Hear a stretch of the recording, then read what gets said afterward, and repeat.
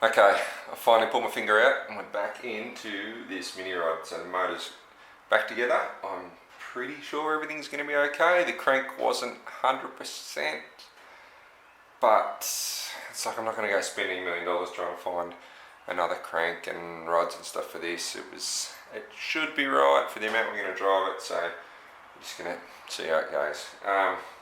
So for those of you who are just sort of new to the channel, I haven't seen a lot of the previous stuff on this Minirod, I'll show you through the motor, what we've done to it, and how it's all going to fit together. So it's a CX500 Honda engine, V-twin. This one started off naturally aspirated, and I used to have it in the Minirod in a previous sort of guise, and it was naturally aspirated. We decided to turbo it. So this turbo's off like a 3 litre diesel 4-cylinder.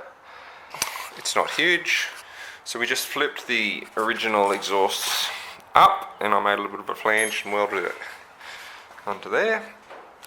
Around the back here. So there's the turbo. It's set up draw-through style. I used an old 1 3/4 inch SU carby there, and made up some stuff to mount it directly into the turbo.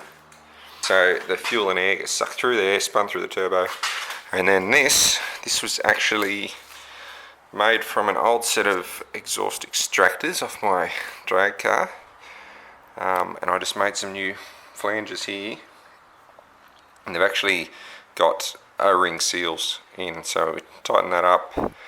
O-ring seals so the fuel and air goes through there into the inlets. There's I tapped a little oil drain into here and just made up a little copper pipe that comes out of the bottom of the turbo there.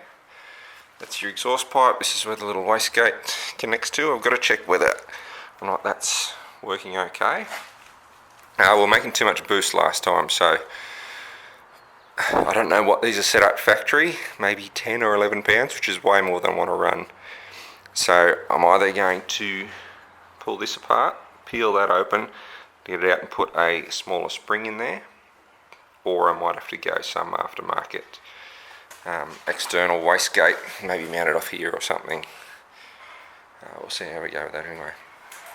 But so I've just gone through it and put new big end bearings in it, shimmed up the oil pump to give me a little bit more pressure, oil pressure. Also, this was quite a large hole going up to the turbo line, so that just branches off where the pressure gauge goes, feeds up to the turbo at the top there. So I've made a little restrictor piece that goes in there, just about like a 2mm hole, so that hopefully it doesn't need heaps and heaps of oil up there.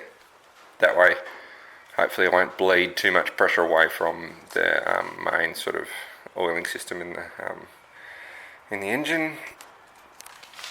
That's what we've done. So yeah, I've just got to do up this inlet manifold again, and then I'll hoist it in, drop it in here. So you see the gear shifter coming through there. This is our throttle little setup that comes through there. There's one of the spark plug leads. There's the other one there. They come through nice little neat holes in the firewall. This is our petrol tank. A little pump mounted under there. That's that.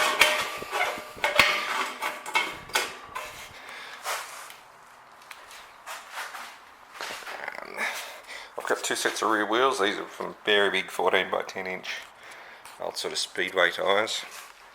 There's some 13 by 6, I think. That's the standard bike sort of shaft drive rear axle setup. So that slides into there on the axle. That moves across. Just an old 2-piece star shaft from a car, which goes down through there to where it comes out of the back of the motor. There's a few of the electrics mounted up there. That's an old steering box out of a comma van that I had. So that's how all that works.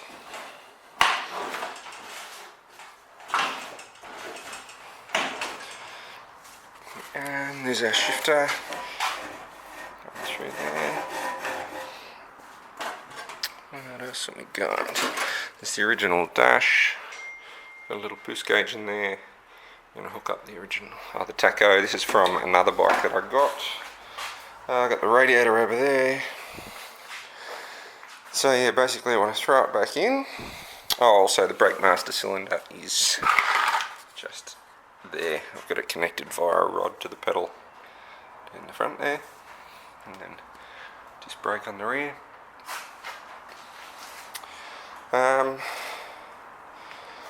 Yeah, so the gear shifter hooks up to this bit here. I'll try and show you how that works. Made some brackets that come off there, and that moves. Move that up and down. Starter. And that's the cooling system. It had a different setup, but I made up these little pieces. So that goes through there, through the turbo, back into the radiator, and then it comes back in the side there and around to the water pump at the back. So yeah, we'll drop it in, and I'll see if I can't get it fired up today. I've just got to throw some oil in it, check over a few things, and see how we go.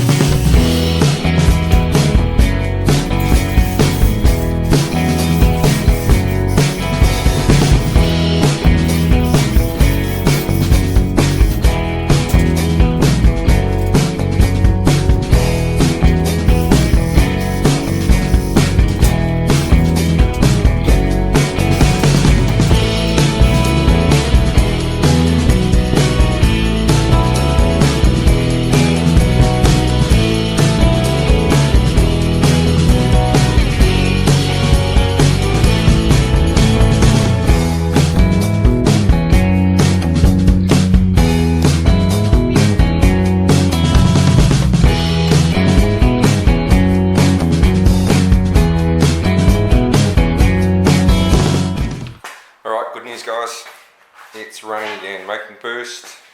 I'm hoping it's making oil pressure. I haven't checked that yet. Yeah, so all good. Just got a little bit of fuel just sort of sitting in the bowl there for the minute.